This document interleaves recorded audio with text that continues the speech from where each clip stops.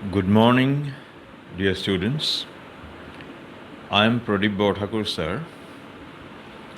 In today's session of Class 10 English, we will do the fourth and the last section of the lesson, Madam Rides the Bus. In the concluding part of the last section, we had seen Valli returning back home in the same bus. She had reached town and kept on sitting inside the bus until the return journey. Now let us read from the text. "Won't your mother be looking for you?" the conductor asked when she gave the girl her ticket. "No, no one will be looking for me," she said. The bus started, and again there were the same wonderful sights. Valli wasn't bored in the slightest and greeted everything with the same excitement she had felt the first time. But suddenly she saw a young cow lying dead by the roadside, just where it had been struck by some fast-moving vehicle. "Isn't that the same cow that ran in front of the bus on our trip to town?" she asked the conductor. The conductor nodded, and she was overcome with sadness.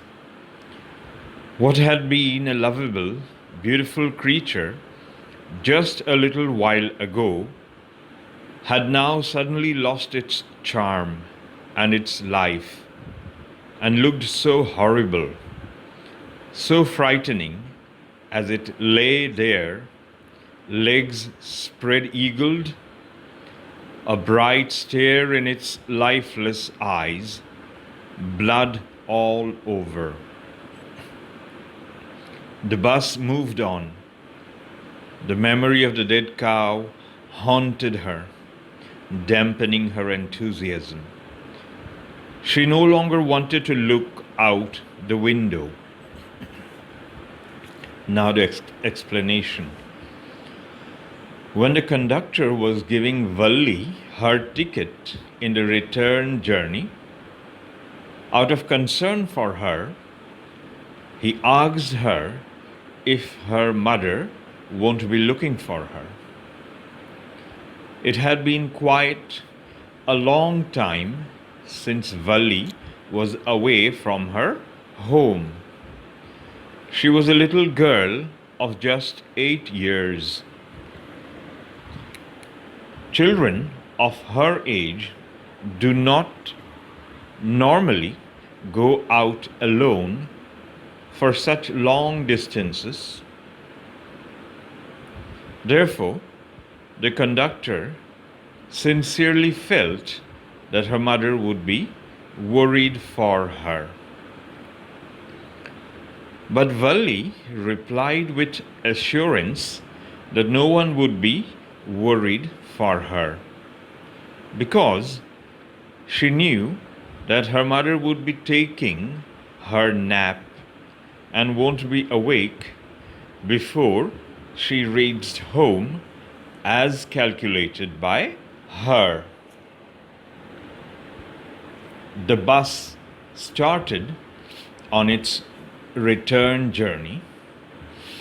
Again, Valli could see the wonderful sights, big crowds, big bright-looking shops with a glittering display of clothes and other things for sale.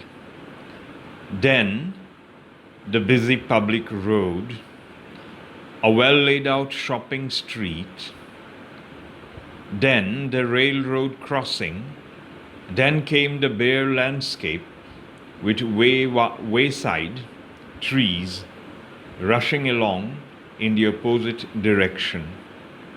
Palm trees, grassland, distant mountains, and blue, blue sky.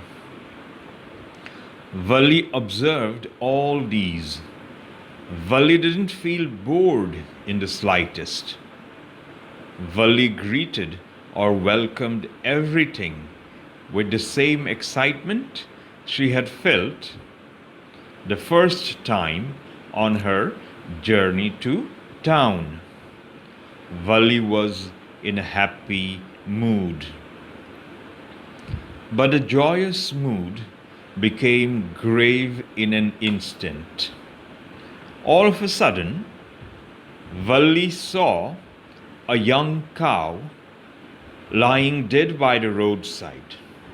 Right at that spot, the cow had been struck by a fast moving or speeding vehicle. Valli asked the conductor if the cow wasn't the same that ran in front of the bus on their trip to town. The conductor nodded or inclined his head in agreement. Valli was overcome with sadness. An altogether contrasting situation, or a completely opposite situation, presented itself before Valli. Two contrasting situations of life and death presented themselves before her. Just a little while back, the cow was full of life, a lovable, beautiful creature running very fast with its tail high in the air in the middle of the road right in front of the bus.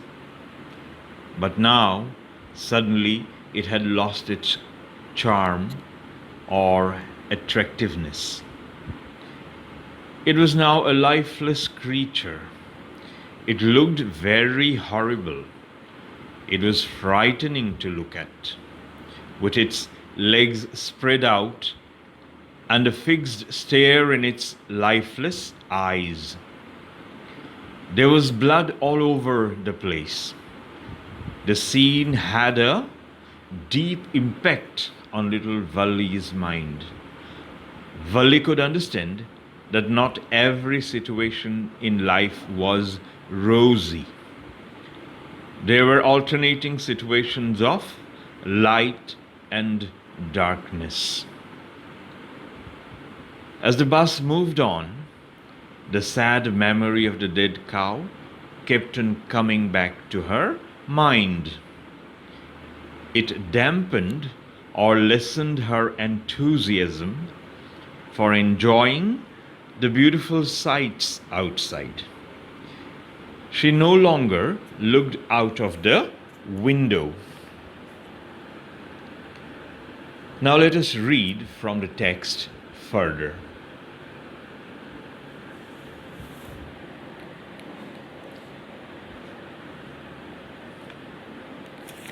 She sat thus glued to her seat until the bus reached her village at 3:40.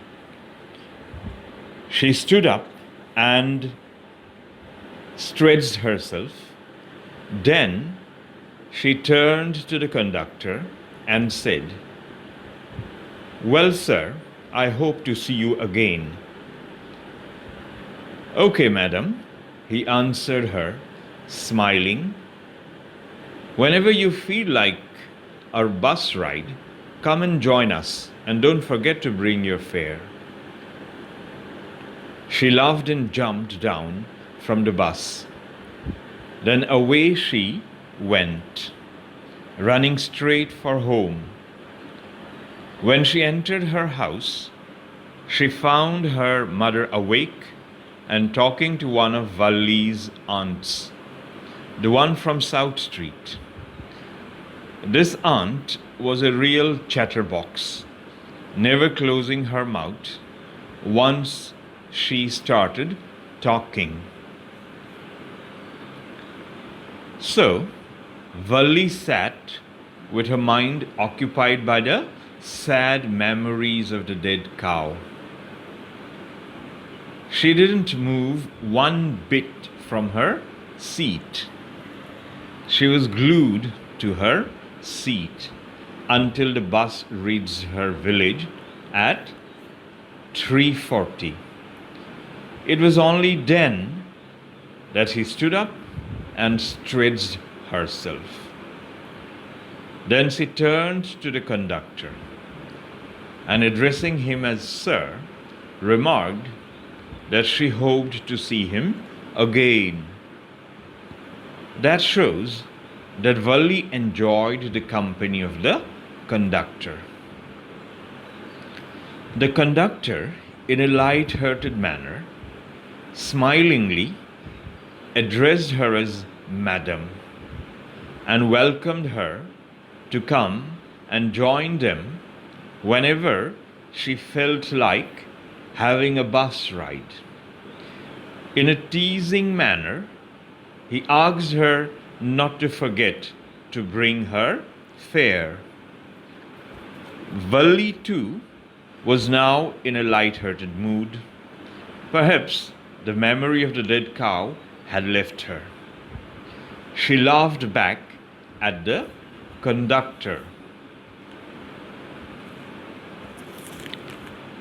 and jumped down from the bus. Then she ran straight for home. She had to reach home before 4 o'clock, when her mother would wake up from her afternoon nap. But when Valli entered the house, she found her mother awake. She was talking to one of Valli's aunts from South Street. The aunt was a real chatterbox, or a very talkative person. Once she started talking, she never closed her mouth. Perhaps the presence of the aunt was a boon for Valli. The talkative aunt kept Valli's mother's mind diverted from the fact of Valli's absence from home. Otherwise, she might have searched for Valli, or she might have inquired Valli as to where she had been. But now her mind was engaged in a conversation with the aunt, and so Valli was spared. Let us read the remaining part of the lesson from the text. "And where have you been?" said her aunt when Valli came in. She spoke very casually, not expecting a reply. So Valli just smiled, and her mother and aunt went on with their conversation. "Yes, you are right," her mother said. "So many things in our midst and in the world outside. How can we possibly know about everything? And even when we do know about something, we often can't understand it completely. Can we?" "Oh, yes," breathed Valli. "What?" asked her mother. "What's that you say?" "Oh," said Valli, "I was just agreeing with what you said about things happening without her knowledge." "Just a chit of a girl she is," said her aunt. "And yet look how she pokes her nose into our conversation, just as though she were a grown lady." Valli smiled to herself. She didn't want them to understand her smile. But then there wasn't much chance of that, was there? Now the explanation.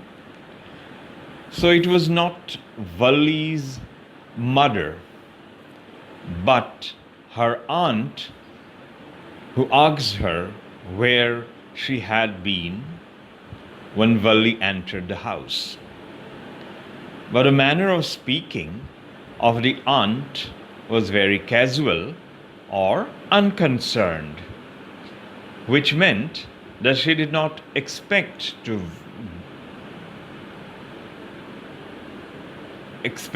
Valli to give a reply. Valli just smiled. Her mother and aunt carried on with their conversation.